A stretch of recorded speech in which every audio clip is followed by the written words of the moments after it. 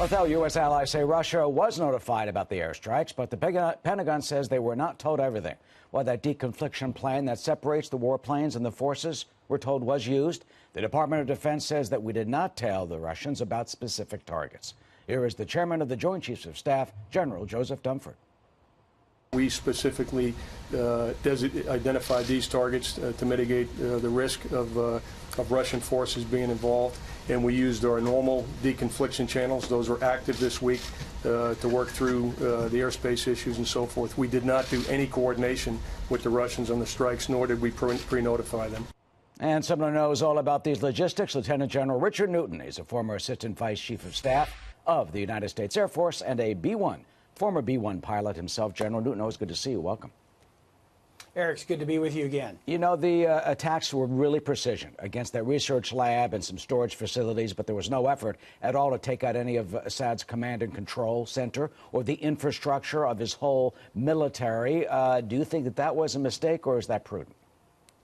No, I think that was very prudent. Last night was a very impressive attack. Again, Americans can feel very proud of our men and women who serve in uniform, who volunteered to go into harm's way, and again, they did an exceptional job last night. It was a precision attack, as has been, loudly reported, against three chemical sites or three chemical areas. Again, I think it was very impressive, very effective, and as reported by the Pentagon this morning at the 9 o'clock briefing in Washington, D.C., it has set back Assad's chemical program for years, and I think that's important. So it was a very focused, very precise, and with minimum risk, and very effective. So do you think the interest is the message? I mean, obviously there still is some of his infrastructure for chemical weapons there, or so says the Pentagon, that he can then reconstitute it, but still the message delivered. I think the message was delivered, and it was delivered again by Nikki Haley this morning in the UN Security Council. It says that the United States is still locked and loaded should Assad decide to try to, again, employ chemical weapons.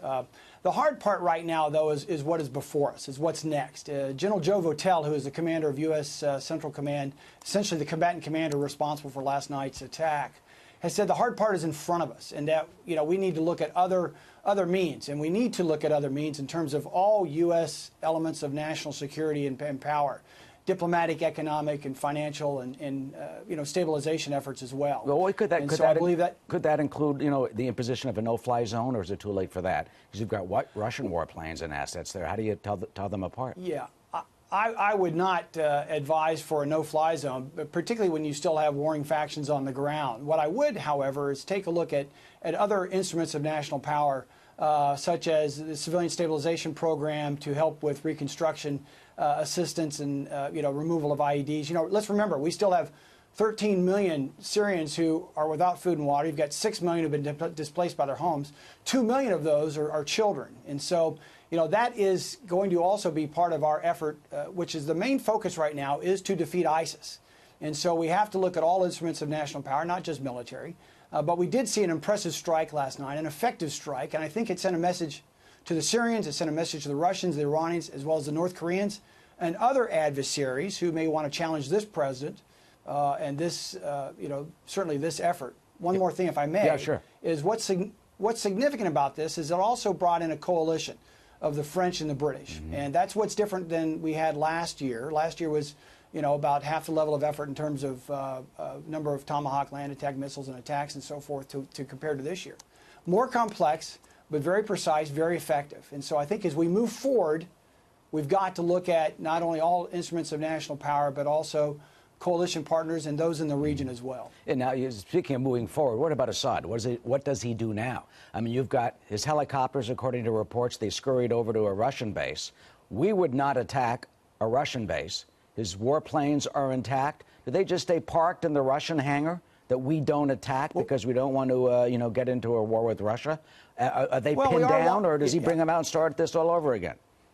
Well, we are walking, kind of a thin line here in terms of trying not to escalate into, a confrontation with the Russians. As Vice President Pence said earlier, the Russians are on the wrong side of history here on this one. But I think this sent a signal to also Putin, and Putin knows nothing but and respect power, and we demonstrated that last night. As far as Assad goes, he also will respect power, and he'll understand the consequences next time he decides to do something as atrocious as a chemical attack on innocent men, women, and children. In terms of should we attack, different target sets, that's to be determined. We'll look at our battle damage assessment. We'll look at the behavior of Assad and his military. But that's, again, there's a very broad playbook at the Pentagon that, we can call different type of scenarios and provide even more options to the president, but that's to be determined. All right, Lieutenant General Richard Newton, who knows firsthand what it's like to be in that pilot seat of a B-1, thank you for joining us this afternoon, and also thank you for your service. Thank you, Eric. Of course.